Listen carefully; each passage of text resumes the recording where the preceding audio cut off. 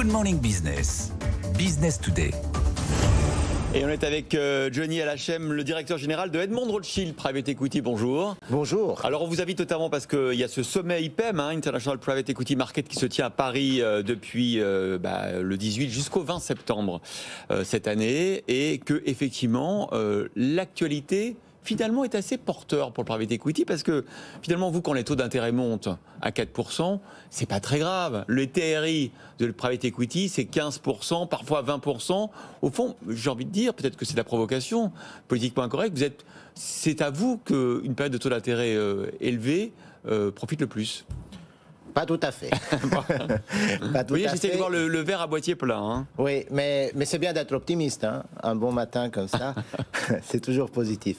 Non, je dirais que les taux d'intérêt peuvent avoir un enjeu. C'est un enjeu, peut avoir un impact. Mais le private equity reste une classe d'actifs très importante pour l'économie. Nous sommes dans une démarche de long terme. Nous sommes capables de prendre des positions, des investissements qui nous permettent de façonner d'une manière ou d'une autre l'avenir d'une entreprise, parce qu'on a la valeur temps qui est en notre faveur. C'est quoi la valeur temps dans le private equity? C'est 10 ans, 15 ans? Le véhicule, l'argent nous est confié pendant 10 ans, mais la période où on met l'argent au travail dans une entreprise, pour être efficace, il nous faut entre 5 et 7 ans. Maintenant, pour raccourcir cette période et pour aller chercher un TRI supérieur, il y a eu des pratiques qui, à mon sens, ne sont pas des bonnes pratiques, où il y a une exagération de l'usage de l'effet de levier. Oui. Parce qu'on avait des taux d'intérêt négatifs, qui est une aberration par elle-même. Il faut redonner la valeur à l'argent, parce qu'il y avait trop de dettes, parce que l'argent coûtait rien. C'est quoi l'ambiance là? Parce que ça a commencé lundi, ça se finit ce soir. L'ambiance est très bonne. Très bonne, parce que je pense que les organisateurs ont bien fait de venir sur Paris. Ça a permis d'attirer des Américains, d'attirer des internationaux. Vous savez, cet événement existe depuis plusieurs années. C'est un rendez-vous annuel européen qui se passe dans la ville de Cannes. C'est toujours agréable sur la Méditerranée. Le choix de l'avoir fait à Paris, on a senti une différence.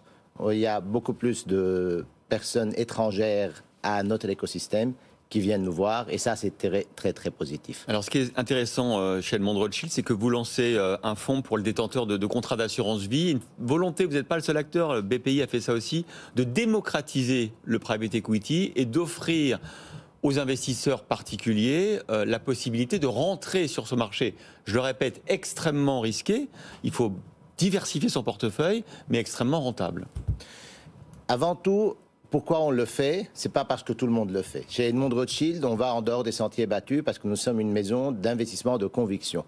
Il y a 15 ans, on a pris la décision de remettre, pas de mettre, de remettre, parce que c'est ça ce qu'il fallait faire, la finance au service de l'industrie. On a travaillé avec des institutions bilatérales, des banques étatiques, des institutionnels qui nous ont aidés dans une démarche très intentionnelle, forte. On a traité des sujets comme la dépollution des sols, des sujets liés à l'agriculture durable, des sujets liés à l'innovation au sens large, des sujets aux besoins des changements démographiques en Europe, une Europe vieillissante, une Afrique qui est un bassin incroyable de talents. Il faut investir en Afrique et on l'a fait depuis 15 ans.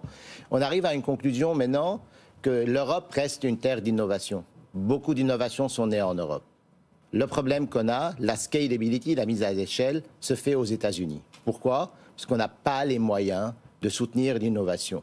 L'argent de l'épargne, malheureusement, va vers la spéculation.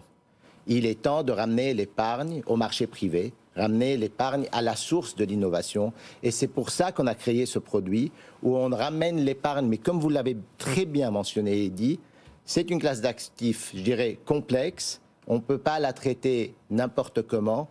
Le fait de le faire à travers l'assurance vie est une bonne méthode parce qu'il y aura un intermédiaire qui explique au consommateur final, qui est l'épargnant, comment le faire et pour pouvoir vraiment à la fois profiter de cette classe d'actifs qui est très rentable, du moment où c'est fait avec de la discipline, mais également ramener l'épargne à soutenir l'économie réelle. Alors du coup, vous allez investir dans quoi? Vous parlez de transition énergétique, écologique, de la santé. On voit des boîtes françaises partir aux États-Unis. On en voit toutes les semaines partir aux États-Unis chercher des fonds. C'est ça vos cibles?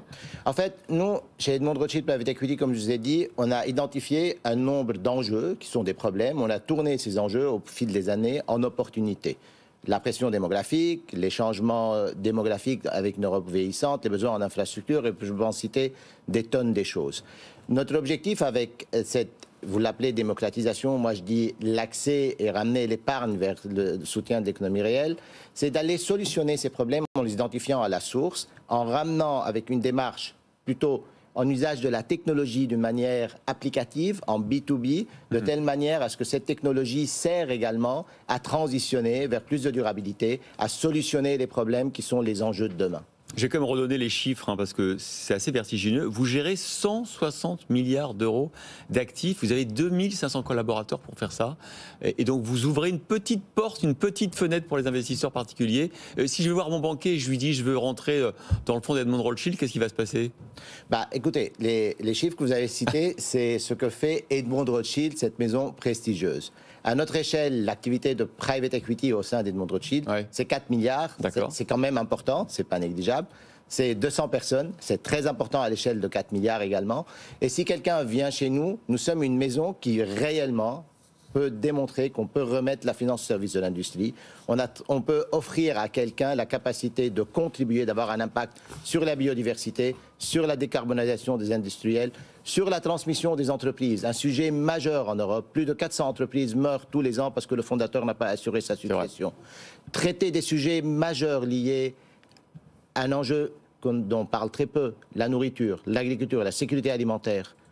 1/3 de la nourriture produite, elle est jetée. Avant d'aller innover avec de l'alternatif, soyons beaucoup plus efficients dans le traitement des choses. Merci Johnny Malachem, directeur général d'Edmond Rothschild Private Equity, d'avoir été avec nous ce matin.